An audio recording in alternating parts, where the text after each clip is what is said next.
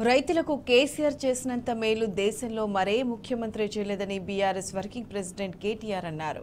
దేశ చరిత్రలో నిలిచిపోయేలా రైతు బంధు పథకాన్ని తెచ్చిన కేసీఆర్ ఒక మహానాయకుడని కొనియాడారు. 24 గంటల కరెంటుతో దేశానికి తెలంగాణ ధాన్యాగారం అయిందన్నారు. నల్గొండలోని చివరి ఆయకట్టుకు కాళేశ్వరం ద్వారా నీళ్లందించింది కేసీఆర్ ప్రభుత్వమని స్పష్టం చేశారు.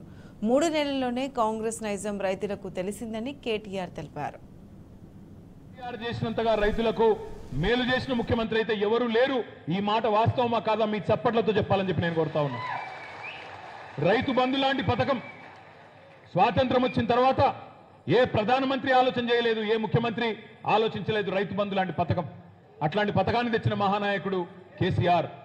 24 గంటలు రైతులకు ఉచితంగా విద్యుత్ ఇచ్చిన నాయకుడు కేసీఆర్. అద్భుతంగా నల్లగొండ జిల్లాలో భారతదేశంలోనే తెలంగాణ వరిధాన్యం ఉత్పత్తిలో నెంబర్ 1 అయితే అందులో నల్లగొండ ఉమ్మడి జిల్లా మొత్తం తెలంగాణలోనే నెంబర్ 1 జిల్లాగా మార్చిన నాయకుడు కేసీఆర్.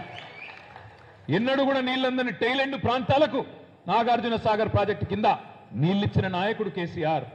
కోదాడ, తుంగతుర్తి, సూర్యాపేటలో గోదావరి జలాలను చివరి గ్రామం దాకా తీసుకొచ్చిన నాయకుడు కాళేశ్వరం ద్వారా కేసీఆర్. కానీ ఆ రైతులు కూడా మనకు మద్దతు పలకలేదు.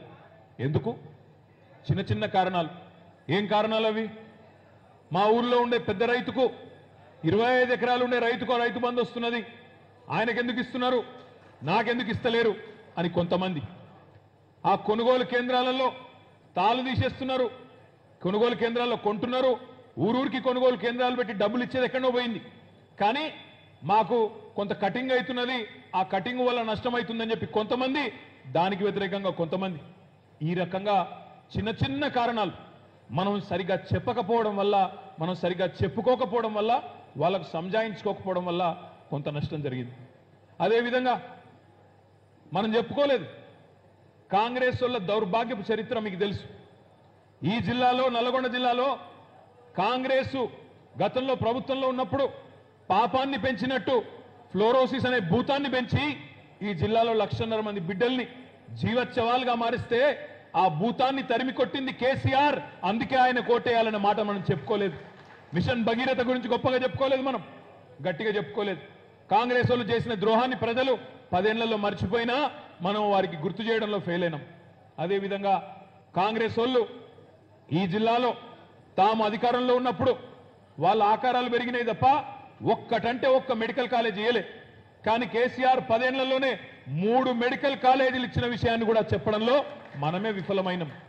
సూర్యాపేటలో, నల్లగొండలో, యాదాద్రిలో 3 మెడికల్ కాలేజీలు ఇచ్చిండు కేసీఆర్. 56 ఏళ్లలో ఒక్క మెడికల్ కాలేజీ ఇయ్యలేదు కాంగ్రెస్ అని చెప్పడంలో మనం ఫెయిల్ అయినాం.